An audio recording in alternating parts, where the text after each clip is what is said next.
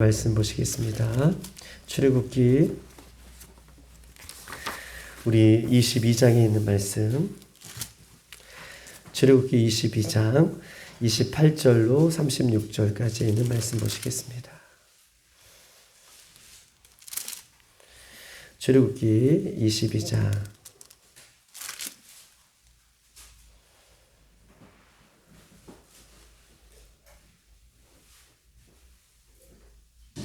출애굽기 22장 죄송해요. 22장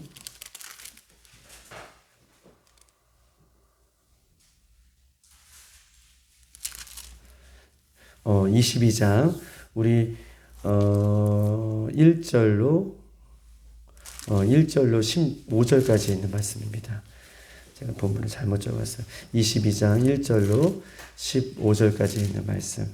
저와 여러분 한 절씩 그렇게 교독하시겠습니다. 22장 1절로 15절. 사람이 소나 양을 도둑질하여 잡거나 팔면 그는 소 한 마리에 소 5마리로 갚고 양 한 마리 양 4마리로 갚을지니라.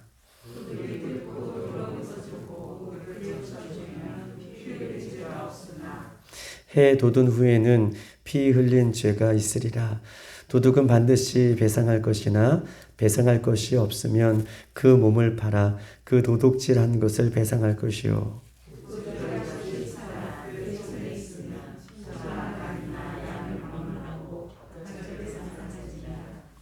사람이 밭에서나 포도원에서 짐승을 먹이다가 자기의 짐승을 놓아 남의 밭에서 먹게 하면 자기 밭에 가장 좋은 것과 자기 포도원에 가장 좋은 것으로 배상할지니라.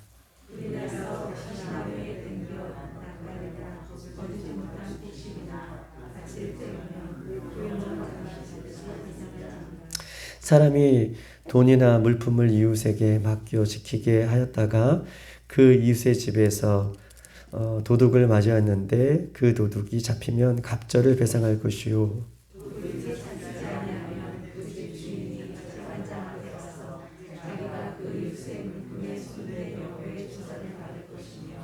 어떤 잃은 물건 즉 소나 낙이나 양이나 의복이나 또는 다른 잃은 물건에 대하여 어떤 사람이 이르기를 이것이 그것이라 하면 양편이 재판장 앞에 나아갈 것이요 재판장이 죄 있다고 하는 자가 그 상대편에게 갑절을 배상할지니라.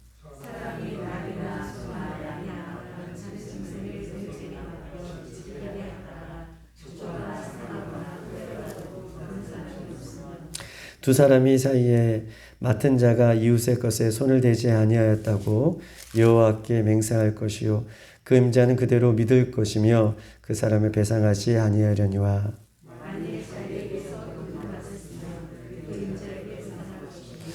만일 찢겼으면 그것을 가져다가 증언할 것이요 그 찢긴 것에 대하여 배상하지 아니할지니라.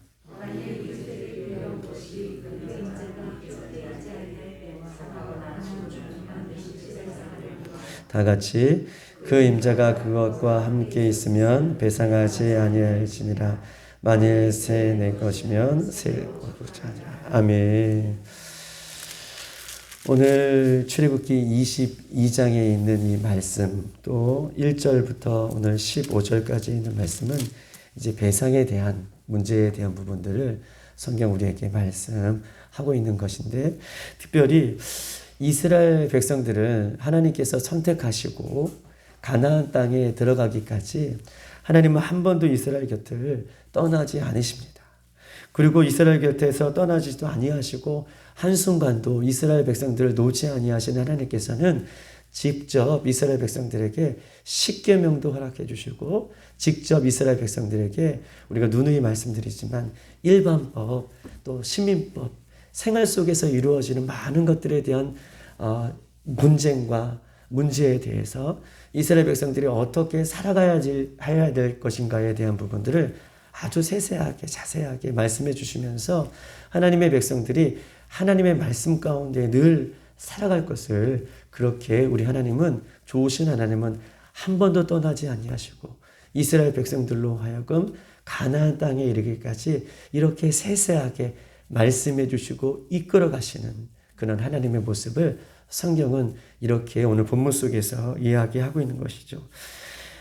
하나님께서 십계명과 일반법, 이렇게 시민법 아주 세세하게 이스라엘 백성들로 하여금 삶 속에서 이루어지는 모든 것까지도 이렇게 말씀하시는 이유가 한 가지 있어요. 특별히 그 이유는 세상의 법은 사람이 사람을 다스리는 법이지만 세상의 법은 사람이 사람을 다스리고 또 사람을 하여금 배상을 하게 하고 사람에게 적용하는 어떤 그런 법의 모습을 갖고 있는다라고 한다면 하나님은 하나님께서 직접 이 법을 이스라엘 백성들에게 주심으로 하나님의 백성들은 이 땅에서 거룩함을 잃어버리지 말라라고 하는 것이 목적인 것이죠. 오늘 일반적인 법도 세세하게 삶 가운데 아주 세세하게 이스라엘 백성들에게 주시는 이유는 세상 사람들이 말하는 이 세상 사람들 위에 사람이 사람을 다스리는 이 법이 아니라 이스라엘 백성들은 하나님의 말씀의 법을 따라가면서 하나님께서 주신 그 말씀을 순종하면서 세상 가운데에 구별하여 그런 모습으로 살 것을 이스라엘 백성들에게 요구하고 있는 것입니다. 거룩하게, 그 거룩함을 잃어버리지 않게. 여러분, 거룩함은 어떤 말이 있습니까? 거룩하다라고 하는 의미는 우리가 잘 알고 있듯이 구별하다, 분리하다, 깨끗하게 하다, 유일하다. 이것이 거룩이라는 이 단어 속에 포함되어 있는 단어입니다. 구별하다, 분리하다, 깨끗하게 하다, 유일하게 하다. 하나님의 자녀들은 이 땅에서 누누이 말씀드리지만 행복을 위해서 살아가는 우리의 목적이 거기에 있는 것이 아니라 우리가 이 땅에서 행복하고자 이 땅에서 살아가는 것이 아니라 하나님의 자녀들의 인생의 목적은 거룩을 향해 가는 것입니다. 저 천국, 주님께서 예비해 주신 그 모습 가운데에 우리가 하나님의 말씀을 지킴으로 이 세상에서 구별되고 분리되고 깨끗하게 유일하게 주님만을 온전히 살아갈 수 있도록 우리 주님은 아주 세세하게 우리 삶 가운데 간섭해 주셔서 거룩함을 잊어버리지 않게 그렇게 살아가기 위하여 이 세세한 법도 우리에게 주시는 것입니다. 즉 하나님의 자녀의 목적은 행복이 아니라 그 거룩함을 잃어가면서 거룩한 모습으로 구별된 모습으로 구별된 생각으로 구별된 말로 구별된 모습으로 구별된 신앙으로 구별된 믿음으로 그렇게 이 땅에 하나님을 향해 예수님을 향해 살아갈 것을 요구하고 계시고 그것을 오늘 본문 속에서도 말씀하고 있는 것이죠. 우리 인생의 목적은 정말 행복이 아닙니다. 세상 사람들은 행복을 위해서 살아가지만 우리의 인생의 목적은 거룩한 것이래요. 예수님을 닮아가는 것이고 그 말씀을 준행하며 따라가는 것이 우리 인생의 목적인 것을 우리의 성경 우리에게 이야기하고 있어요.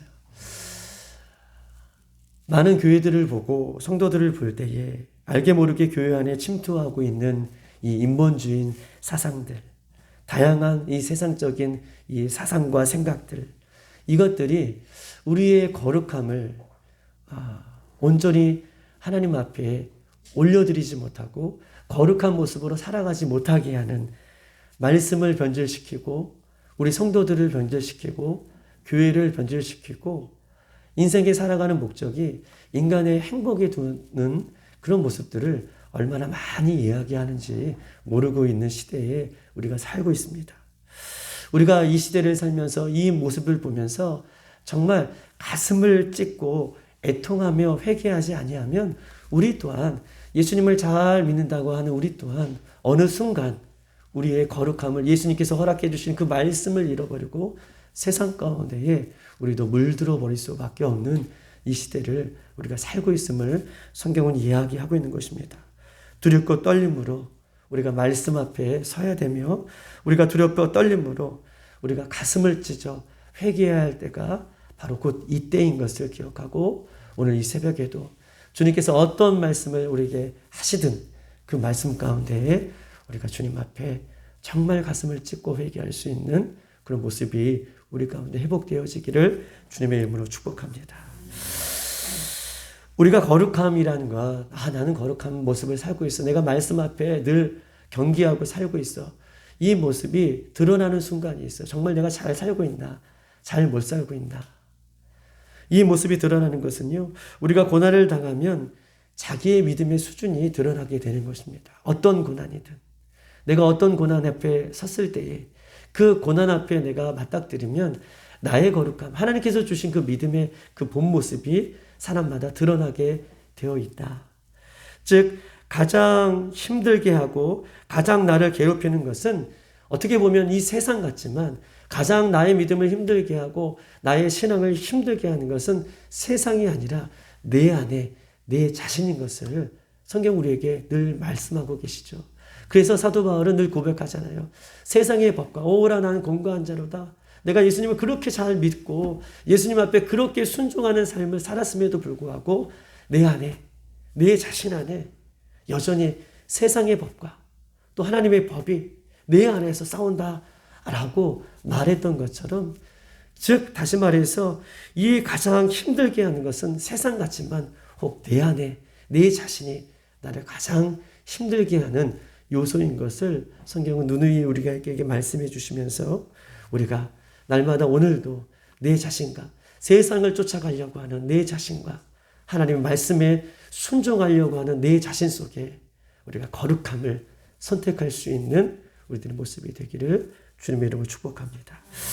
오늘 22장 오늘 1절부터 15절의 내용은 이웃의 재산권에 대한 부분이에요. 이웃의 재산을 침해해서 이웃의 재산에 손해를 끼친 사람에게는 반드시 그 손해를 준 사람이 배상할 것을 오늘 본문은 우리에게 이야기하고 있는 것입니다.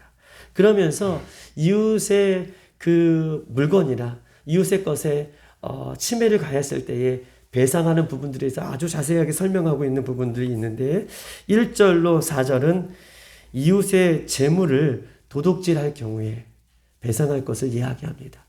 이웃의 재물을 도둑질할 경우에.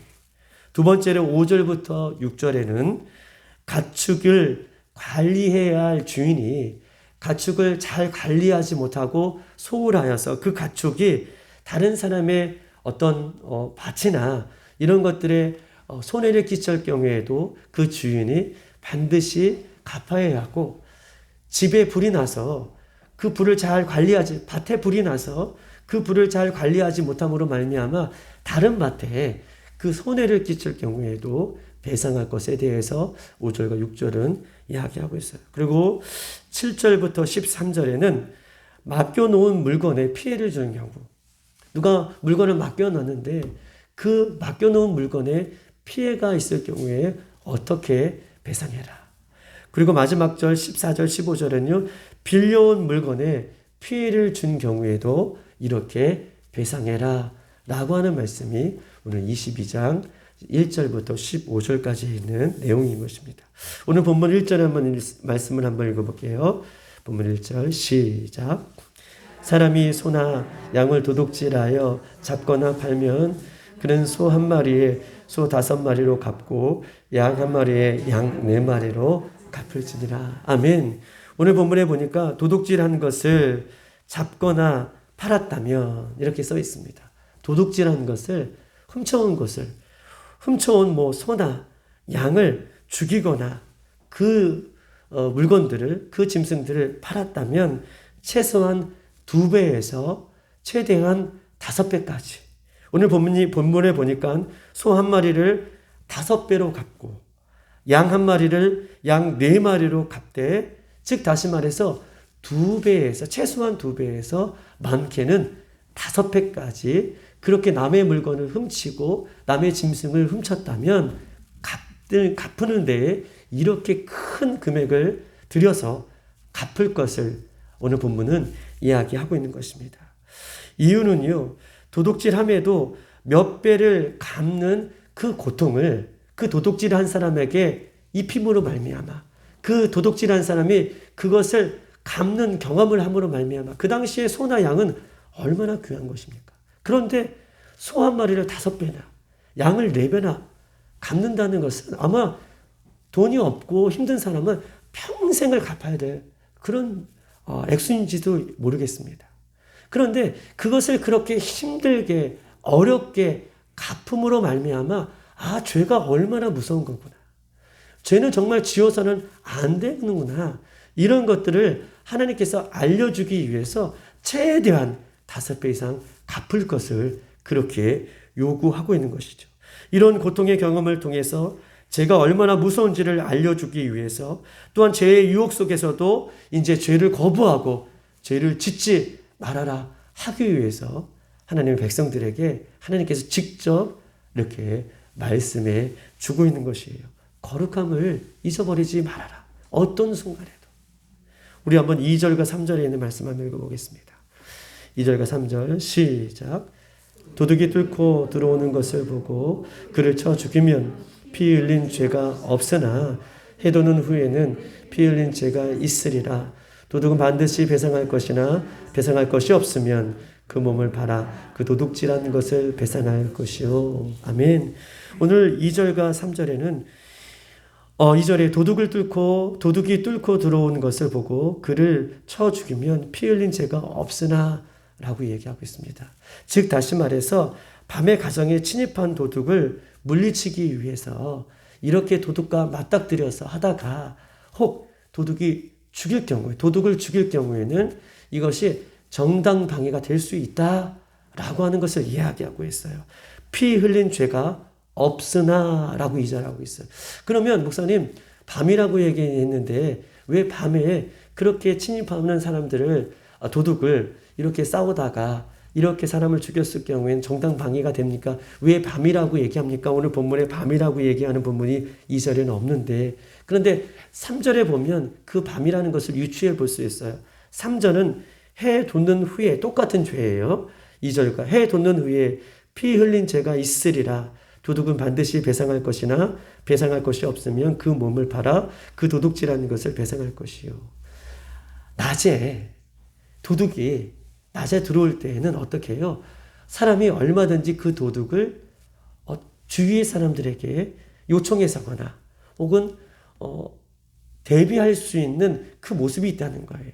낮에 들어오는 이 도둑은 얼마든지 대비할 수 있고 다른 사람에게 요청을 해서나 여러 가지 방법을 써서거나 자기의 목숨을 구할 수 있는 자기의 재산을 구할 수 있는 충분한 이유가 있다라고 하는 것을 3절에 얘기하면서 그런데 낮에 들어오는 도둑을 죽인다면 그는 배상할 것이다 라고 얘기하는 이유는 도둑이라도 하나님께서는 생명을 아주 귀하게 여기시는 불쌍하게 여기시는 그 모습이 오늘 있다는 것이죠.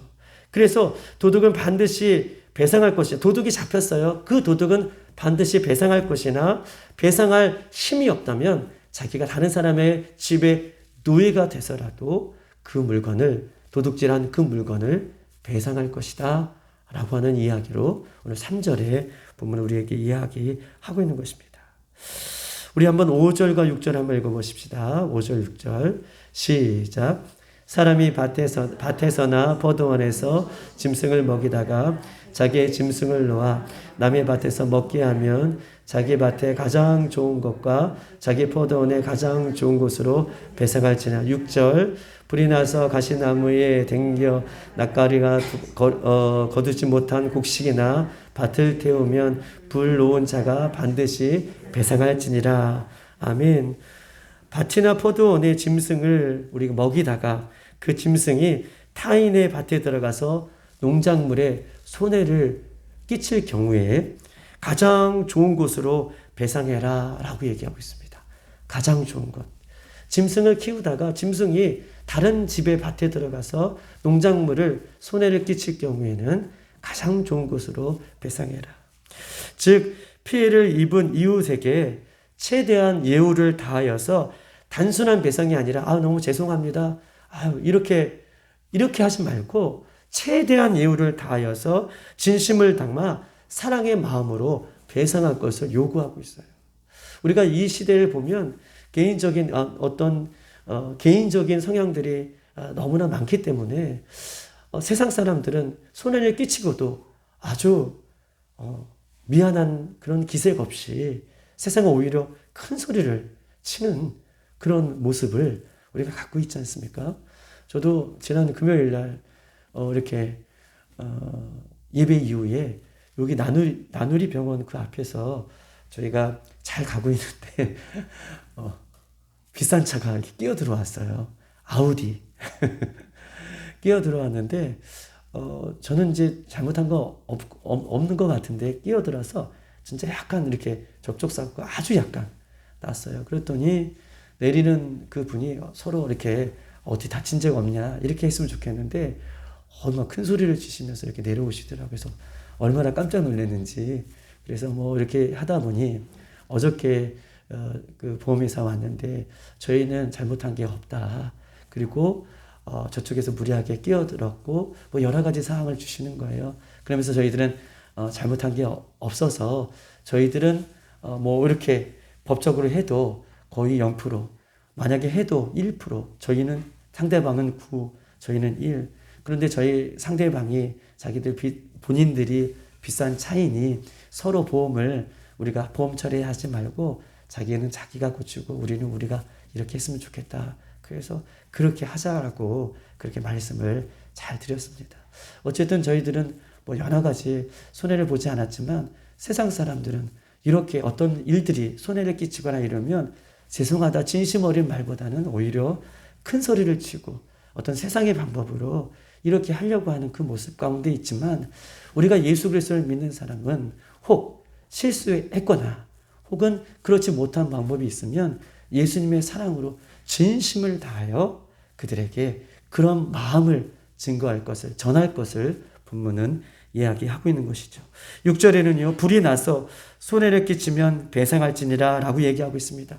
밭에 농사를 짓기 위해서 불을 놓을 때가 있어요. 우리도 시골에 보면 그 불 놓은 것을 관리하지 못해서 그 불이 다른 밭에 들어가서 농작물, 즉 아직 거두지 못하는 곡식단이나 이런 것들을 태워버릴지라도 그 이웃에게 반드시 배상할 것이다. 부주의로 인하여서 실수로 사람들에게 손해를 끼치더라도 부주의 때문에 했을지라도 그것을 반드시 갚아야 된다. 이런 얘기들을 지금 하고 있는 거예요. 7절부터 13절 맡겨놓은 물건도 그렇고 14절 마지막 15절까지에는 빌려온 물건에서도 역시 그렇게 배상할 것을 이야기하고 있는 것입니다. 저는 오늘 이 말씀을 보면서 어떻게 이런 말씀들을 우리의 삶 가운데 좀 적용하며 살아갈 수 있을까?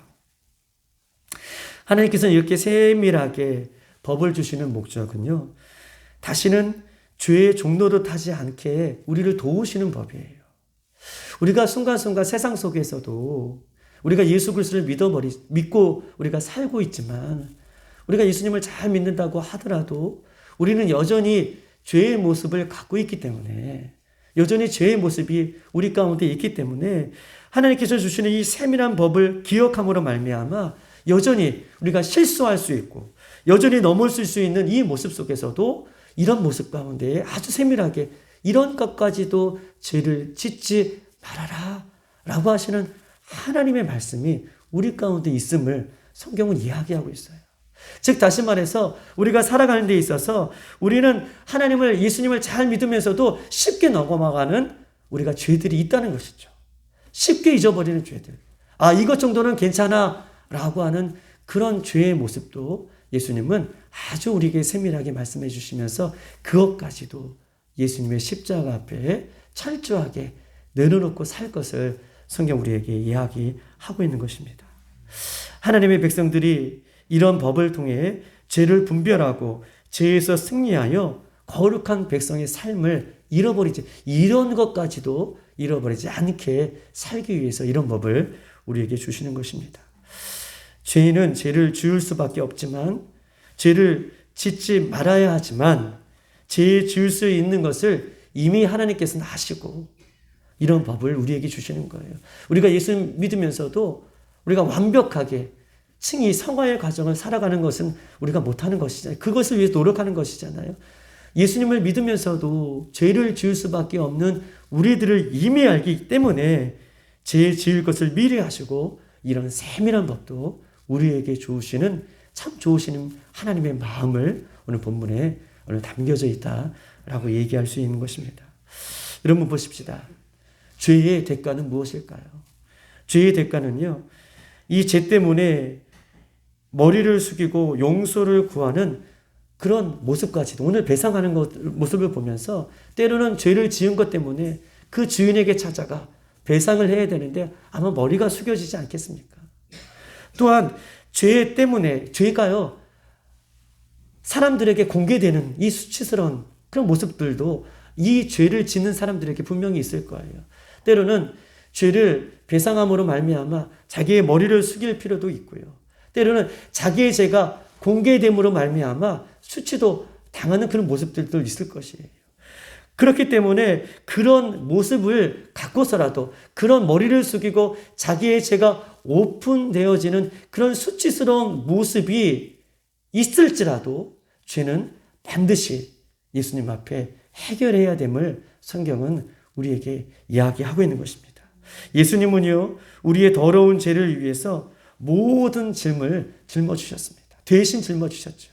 우리의 더러운 죄를 위하여 십자가 위에 모든 죄를 짊어주셨는데, 보세요. 우리 성경에 보면 그냥 짊어지신 것이 아니라 그 수치와 모욕을 감당하면서 내가 당해야 할 수치, 우리가 당해야 할 모욕인데 예수님께서 그 십자가에 우리의 죄를 위해서 수치와 모욕을 당하셨다는 거예요.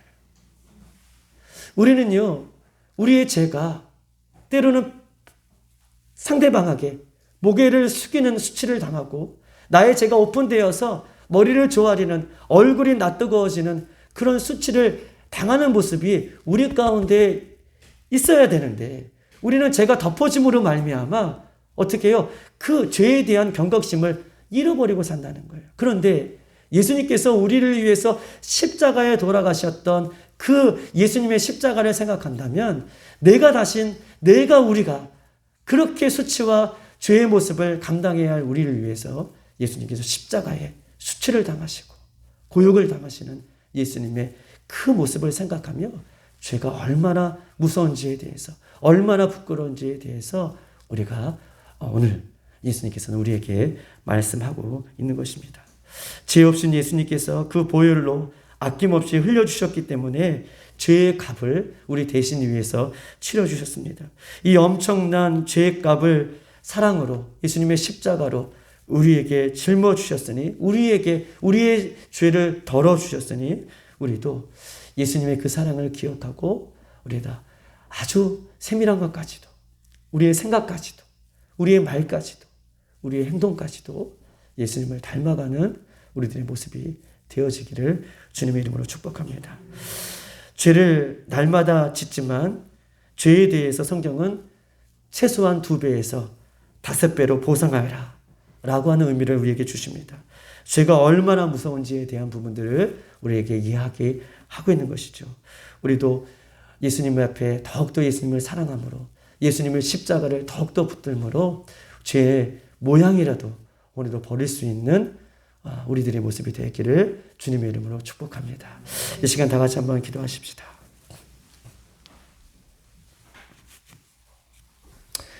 이 시간 기도할 것은, 하나님께서 우리에게 이 말씀을 주시는 이유는 다시는 우리 삶 가운데에 죄를 짓지 말고 예수님의 말씀에 입각하여서 아주 세밀한 것까지도 그렇게 살 것을 우리에게 요구하고 계시는 것입니다. 주님, 이 아침에, 이 새벽에 저희들 기도할 때에 정말 가슴을 찢어야 하고 회개할 시기가 이때인 줄 우리가 믿습니다. 주님, 우리의 죄를 위해서 십자가 앞에 내려놓고 수치와 모욕을 당하신 그 예수님 앞에 우리가 예수님의 이름을 부르며 나아갈 때에 죄는 모양이라도 버리고 개가 그 토한 것을 다시 주워 먹듯이 않듯이, 하나님, 우리가 죄를 멀리하며 그렇게 살아가는, 주님 오실 때까지 그 거룩함을 잃어버리지 않는 우리들의 모습이, 우리 교회의 모습이 될 수 있도록 인도해 달라고 이 시간 주여 한번 부르고 기도하겠습니다. 주여!